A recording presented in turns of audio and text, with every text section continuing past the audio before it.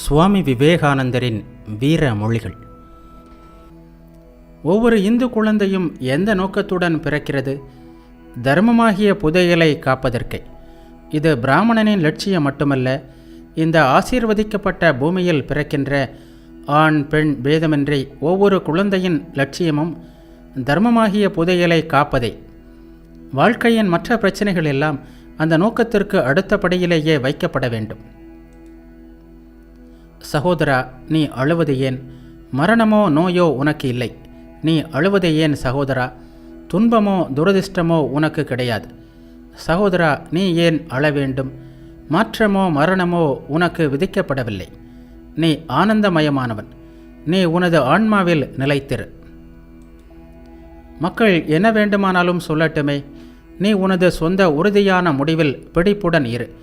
பிறகு நிச்சயமாக மற்றவை நடந்தேறி உலகம் உனது காலடியில் பணிந்து கிடக்கும். இவனை நம்பு அல்லது அவனை நம்பு என்று மற்றவர் சொல்கிறார்கள்.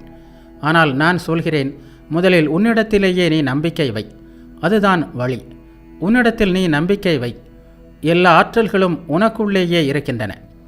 அதை உணர்ந்து நீ அந்த ஆற்றலை வெளிப்படுத்து. நான் எதையும் சாதிக்க வல்லவன் என்று சொல். இரக்கமுள்ள இதயம், சிந்தனை ஆற்றல் படைத்த மூளை, வேலை செய்யக்கூடிய கைகள் ஆகிய இந்த மூன்றும் நமக்கு தேவை. வலிமை நிறைந்த ஒரு களஞ்சியமாக உன்னை உருவாக்கிக்கொள். முதலில் உலக மக்களின் துன்பங்களை குறித்து நீ வருந்து. வெறுப்பு உணர்ச்சியாலோ பொறாமையாலோ உன்னுடைய மனம் அலைக்கழிக்கப்படாமல் இருக்கிறதா என்று உன்னையே நீ கேட்டுக்கொள். உலகின் மீது வெறுப்புணர்ச்சி, கோபம் ஆகியவை அடுக்கடுக்காக சுமத்தப்பட்டு வருகின்றன. அது காரணமாக நல்ல காரியங்கள் தொடர்ந்து பலகாலமாக நிறைவேற்றப்படாமல் போயிருக்கின்றன. மாறாக தீமையே விளைவிக்கப்பட்டிருக்கிறது. நீ தூய்மை உள்ளவனாக இருந்தால், வலிமை உள்ளவனாக இருந்தால், நீ ஒருவனே உலகில் உள்ள அத்தனை பேருக்கும் சமமானவன் ஆவாய்.